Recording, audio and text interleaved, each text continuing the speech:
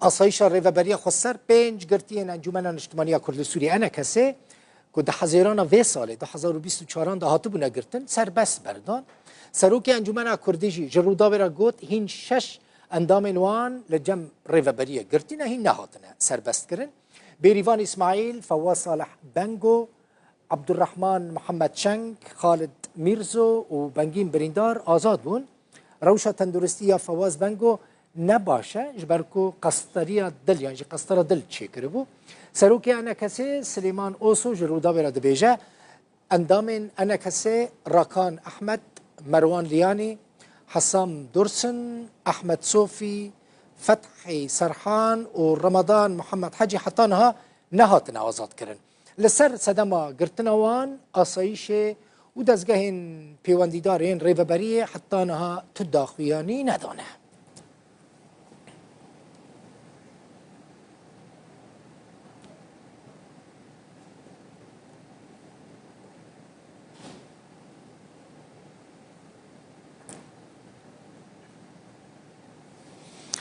فرماندار گشتی هزین سوریا دموکراتیک حسد مظلوم عبدی لگل فرماندار طبقه منبج عین عیسی و سرینه فرماندار سربازی جوینک پیک آنی دوی جوینه دا مجارن امنی شریل دجی داعشی هاتا گوتو بیش کرن هر وها بحثا و یکیجی هاتا کرن کو هنک آلی فتنیان دناورا پیک هاتین لحرم دا دجین فتنیان در دخن فرماندار حسد عبدی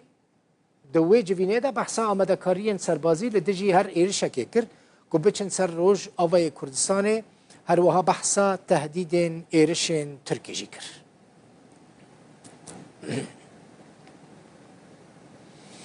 لسر پرسا سربست بردانا اندامن انا کسی فیصل یوسف بردف که انجمنا کردی جقامش لو لقل منا کک فیصل بخیراتی هر جارا كما برسا ديالوغا كردي دكر ومسألة قرتيان داني پیش ودگو هين جي هوالين ما دزندانه دا قرتينا بينج هوالين و سربست هاتنا بردان يعني جي اندامين و يعني جي نيزكي و باشا گاوه کج آلی ریوبری خو سر و هونه برانبری وی که تو گاوان باویجن؟ سپاس كاك دلبخين اشترى واشتطم شفان هجارة از تخوازم از ببیجم 5 هاتنا بردان اللي هي 6 جي قرتينا يعني ام دبي مناسبة دبي درفتي دبيجن جهه مخابنية جهه شرمزار كرنية اف قرتن واف بن بي كرني قوت بن يعني 5 كسي قو هاتن قرتن او ايقو اف مدى تساعبة ايقو يعني اواقو بري خبات كرن بعرضي خوفا ماي حتى ايرو دفا اسطنقايا ودفانا دبردوام تينا قرتن بقاسي واجي 6 جوانا سيشارك حتى انها في بينج هيفي واهنا قرتينا ندبا يعني اوجي اشتارك فانو خبات كر يعني ايغو تفردا معنا افيغو ايرو خباتك يجبو كرديتي وهرتشي تحملين يجبو كرديتي اخو اف كرياري قود بن براستي بهتر يعني دوربونك كنت جعدا كردي دا دوربونك نافت بقرع كردي سياسي دا او دانوستان لنا بنا بهدي وبهنا كده دور كفن ام تكزيت كنت وسابا كريارا بو ام كاربن بهف دوره بر بيبدن دوی قناغا گلک گرنگ دا گو امکاربن بر پیبدن خباتا خوا تمامیان بر پیبدن گو ملتی مبی شریکی ولاتی سوری و بن پیکرنه گو برش آلیه رژیم دا بسر ملتی مدر هاتد دوباره نبی برنگا کی دی ایرو افد سلاتا گو ایرو هی او بن پیکرنات کی امر حتی اجوا کسی گو ایرو هات نبردان شوی دیو پیش کسی گو هات نبردان و ام دعوا لزبونه جی لهر شي دي تري ايغو هاتي قرتن هناك جوانا افيج هاي شيبون فقرنا ناف مالا خو موداني خو بلي كاك فيصل نها بين هوالي وسر بس هاتنا بردان تدبيجي 6 هوالين دن هوالين وين يندن دزندان دانا سبب قرتنا وان چيه چما هاتنا قرتن تاك دلبخين تجي وطماشفان هيجا يعني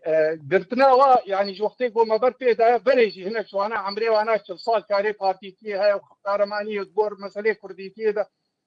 يعني تقول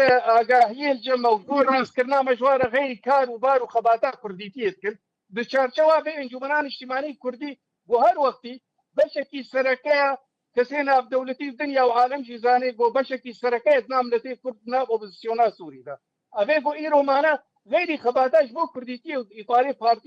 بارتيات ناف جمنان دا امولو زانن وي خباتيت كر نا مهربي حدودنا ونا غيري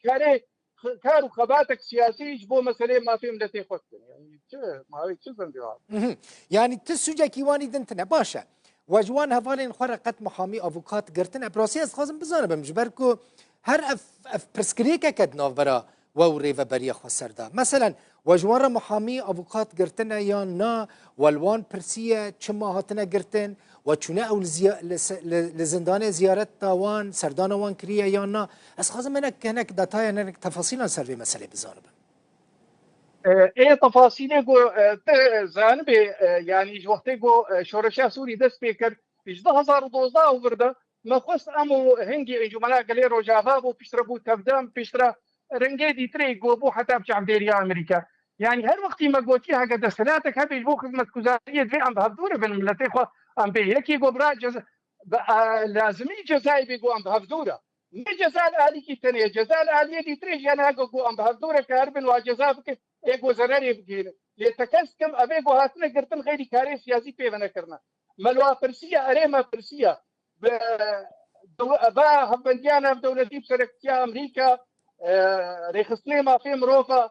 تمامي ما برسيا لان محكمه قلت بيجي حتى يرو او محكمه جي علي كيفنا اساي وانا او وانا اما هر وقت يجي وقت يقول ما خص كم دارو اسطاني بهدوره بكن كويك هالوسط الكردي هذه ما قلت يدوي ام بهدوره حتى ريخوش جو خوش كرين قوام كاربن صار ماصين وقت جنا بهدوره بستين هر وقت يمتن بيراوا داخليانيا قو او دستايا واينا وخدر خس سربسمونا انجماني وقت هيزكي بسريخوا حتى وقت ما نفكر اموت دا عليكو نيفي ام كاربن خديه بريالي بن دشارن ساملتي كرد تشتي بملتي كرد بقريداي يعني فرسايا قو ماكريه وحتى لحظاتي دو بريقو بين البردان هر وقت بهبنديانا في دولتي وغيري وارجي ايجو كارن بوارا كاربن رولا كيبلي زين قو باراسنا ما في مروفا وبرا اري كاري ببي واجواء خوش ببن وجارك ديك الوسط الكردي هذا باشه كاك فيصل برينها مها حفتان بو ما نوچيك بلافكر لسر زماني مظلوم عبدي كويد مها حشتان دا مها در باسبوي و ديالوگي دست بكر با يعني نابرا و پيانك يانجي پيا ديدا هيج تي اشارت دست بكرنا ديالوگي هنا يانجي او بجارك ده تجبير كرن دي كسك بحثوية كيناكه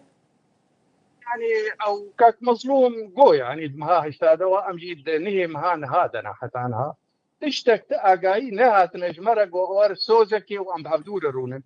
اما دي سجد بينا بريرتا كزين كم قو مقوتيا امام آمادنا ابن فكرن بين سكن عندن نابوادا قرتيه ما مسألة شواطا اوفيسا ام مسألة ابي قو بري فيصل ما يعني او دي اوفيسي وناتنا شوتاندن هفالين و نو نهات نگرتن ایک هات نگرتن پنج هات نبردان ششی وجه بلکی ورم بردان پشتی لیوانداری تا هیوی دکم ببا خیرک جبکم شش هفالين وجه والله هیوی دکم يعني اوجي بين بردان امجي تخوازن قو اف روفلي نباش بيقرتن جبرقو براسي قرتنا وانا الجمج هي نرحتيه ونخوشيه وجيشر مزار كرنيه لكسكينو اخري قو يك هاتا قرتن یکی ختیار باوی دلش کری روش اب ده فازر ونینا هاتیه گرتن حتی یا بری هی بود شکی هاتیه گرتن حتی انها تزنبی اینینا هکا زنبکی هبی جبر گو زاروی لش کری روشن ام خوازن بین بردان و ام خوازن جو خوش ببی ما ام خوازن اوالی ما بین گرتن ام خوازن رین پیشی اوالی ما بین گرتیش بو خباتا کردیتی ومانا واب عردی واب گندی واب مالی واب وام تمام بردوام ام ايجو البيدري معنا تمام هاجر ايه بعمرو خورد ايجو وضعك قلق خراب ده برفانية بو كرديتية بو ديمقراطية دندروي سوريا يعني نها كسكي هون اقادار نكرنك خوشبو ديالوجي آمده بكن ام نجزوده يعني نجدمك دريش بامريكانا را فرنسيا را امرونشنا ومجوار قوتيه وقتيش ما فرسينا ام آمادنا يعني بنقهاويجي هر وقت ما قوتيه دميجي وخوش كرين بي لي نيزيك علمناها كده نشمرة انه سوزا يان ورنجباتا باشا دا هيفي دي كم كاك فيصل اف برسكريك چوار سر ببن براستي